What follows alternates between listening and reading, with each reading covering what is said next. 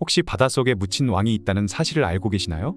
경상북도 경주시 앞바다 200m 지점에는 정말 특별한 무덤이 하나 있습니다. 그냥 평범해 보이는 바위 같지만 이곳은 세계에서 유일한 수중 왕릉이죠. 바로 신라 30대 왕인 문무대왕의 무덤입니다. 더 놀라운 건 신라 문무왕이 죽기 전에 남긴 유언인데요. 나를 화장해서 동해에 묻어라. 그러면 내가 용이 되어 나라를 지키겠다라는 믿기 어려운 유언을 남겼다 하죠. 하지만 이것은 역사서에 기록된 실제 사실입니다. 오늘은 이 신비로운 문무대왕의 파란만장한 인생 이야기를 해볼까 합니다.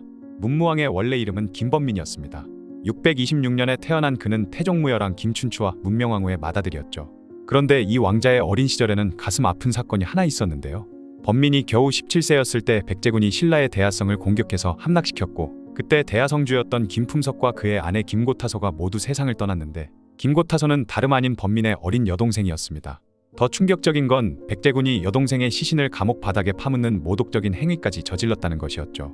이때의 충격과 분노가 얼마나 컸는지 훗날 백제를 멸망시킨 후에 범민이 백제 왕자 부여용에게 한 말을 보면 알 수 있습니다.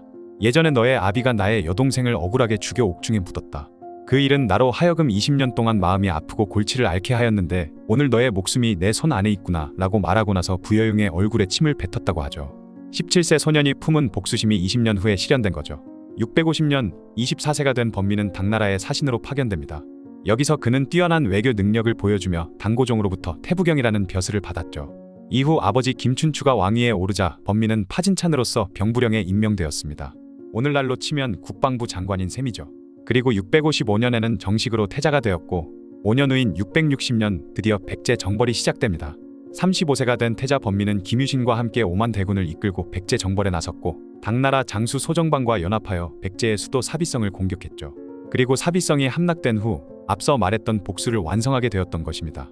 이렇게 백제는 멸망했지만 각지에서 백제 부흥군이 일어났고 663년 백강전투에서 나당연합군이 백제와 일본 연합군을 크게 무찌르면서 백제 부흥운동도 완전히 끝나게 되었습니다. 그리고 661년 6월 태종무열왕이 59세로 승하하면서 36세의 범민이 신라 제30대 왕 문무왕으로 즉위했죠. 즉위 후 문무왕이 가장 먼저 한 일은 왕권을 확실히 다지는 것이었습니다. 백제 정벌에 공을 세웠던 장군 김진주와 그의 동생 김진음을 직무태만을 이유로 처형했고, 이는 왕권에 도전할 수 있는 세력을 미리 제거하는 강력한 메시지였죠. 한편으로는 고구려 정벌 준비도 차근차근 진행했습니다.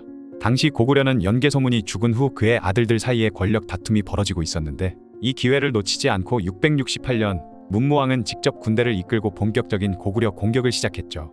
특히 사천 전투에서 신라군은 고구려군을 크게 이겼으며 당나라 군사들이 제대로 싸우지도 못하는 와중에 김문영이 이끄는 신라군이 앞장서서 고구려군과 맞서 대승을 거두었던 것입니다.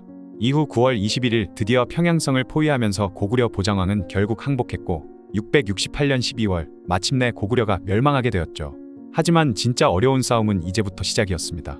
당나라는 처음부터 한반도 전체를 자신들의 영토로 만들려고 했기 때문에 백제와 고구려를 무너뜨린 다음에는 신라까지 집어삼키려는 계획을 가지고 있었던 것이죠. 그리고 이후 당나라는 일방적으로 신라의 계림대도독부 설치를 통보했습니다. 문무왕을 계림주 대도독으로 임명한다는 것이었는데 이는 신라를 독립국가가 아닌 당나라의 한 지방으로 만들겠다는 뜻이었죠. 심지어 665년에는 이미 멸망한 백제의 왕자 부여용과 문무왕을 같은 자리에서 회맹을 맺게 했는데 이는 신라를 나라가 아니라 당나라의 행정구역으로 취급한다는 의미였습니다. 문무왕은 이런 당나라의 태도에 크게 분노했지만 아직 전쟁 준비가 끝나지 않았기 때문에 일단은 참고 있었죠. 그 대신 은밀하게 전쟁 준비를 시작했습니다. 문무왕은 전국의 174개의 목장을 재분배해서 기병을 대폭 늘렸으며 구진천 등에게 명해서 새로운 무기 개발과 군사 훈련에 집중했죠. 그리고 670년 드디어 나당전쟁이 시작되었습니다. 문무왕은 고구려 유민 세력과 연합해서 당나라에 맞섰죠. 672년에 당나라는 본격적으로 대군을 동원해서 신라를 침공했습니다. 이후 성문 들판에서 벌어진 전투 결과 신라군이 당군을 크게 무찔러 승리하는 듯 보였죠. 이 전투에서 신라군은 당군 3,000명을 사로잡는 대승을 거두었지만 승리에 취한 신라군이 너무 깊이 추격하다가 오히려 당군의 반격을 받아 크게 패하고 말았습니다. 이때 신라의 많은 장수들이 전사했죠. 하지만 신라는 당군의 보급로를 차단한 뒤 사기가 꺾인 당군을 공격해 매소성을 함락시켰고 분노한 당나라에서 보낸 20만 대군 역시 죽으림을 다해 싸워 이를 물리쳤습니다. 그리고 676년 서린귀가 이끄는 당나라 수군이 기벌포로 공격해왔지만 이 역시 막아내면서 나당전쟁은 신라의 승리로 끝났으며 당나라는 완전히 철수할 수밖에 없었죠. 그렇게 당나라를 몰아내고 대동강에서 원산만에 이르는 이남 지역을 완전히 장악하면서 문무왕은 드디어 진정한 삼국 통일을 완성할 수 있었습니다. 하지만 문무왕의 업적은 전쟁에서의 승리만이 아니었는데요. 그는 통일 과정에서도 국가 체제를 꾸준히 정비해 나갔죠. 우선 중앙 행정 조직을 대폭 확충했는데 중앙 관부의 말단 행정 담당자 수를 늘려서 업무 처리를 원활하게 했습니다.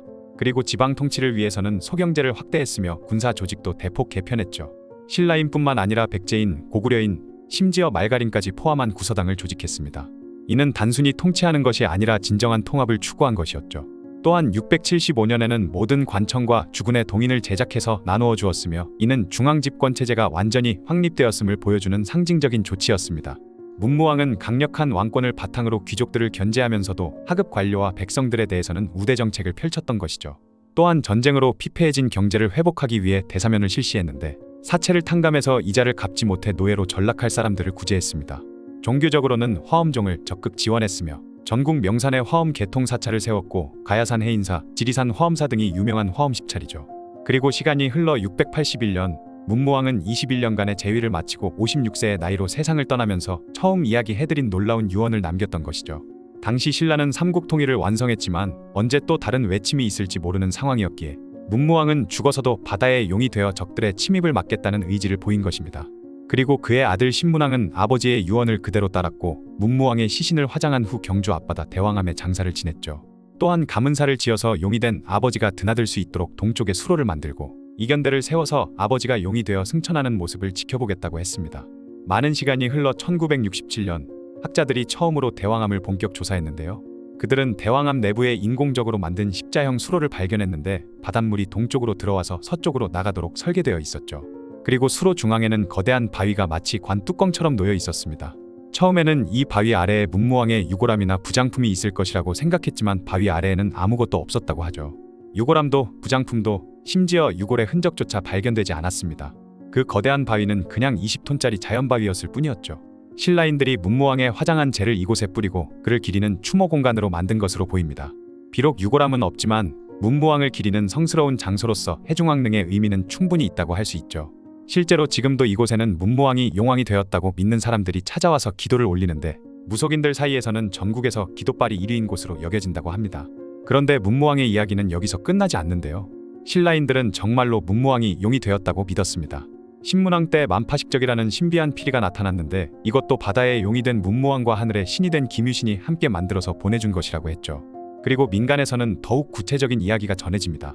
문무왕이 용으로 승천할 때 외적들의 침입 경로가 되는 울릉도 근처에 12개 섬을 쳐서 없앴다는 것이죠. 이런 설화들은 문무왕이 단순히 죽은 왕이 아니라 영원히 나라를 지키는 수호신으로 신라인들의 마음속에 살아있었다는 것을 보여줍니다. 그래서인지 문무왕은 신라 역사상 가장 위대한 왕 중 한 명으로 평가받고 있죠. 오늘날 경주 앞바다의 대왕암은 여전히 많은 사람들이 찾는 성지인데요. 그곳에 서면 1300년 전 이 바다에 잠든 위대한 왕의 숨결을 느낄 수 있을 것입니다. 문무왕이 꿈꾼 것은 단순히 강한 나라가 아니었습니다. 백성들이 평화롭게 살 수 있는 나라, 외침에 걱정 없이 농사지을 수 있는 나라였죠. 그 꿈은 삼국 통일로 실현되었고 그 후 200년 동안 한반도에는 전면전이 일어나지 않았습니다. 문무왕 시대에 끝난 삼국시대의 전쟁이 백성들에게는 얼마나 큰 평화였는지 상상할 수 있을 것 같네요.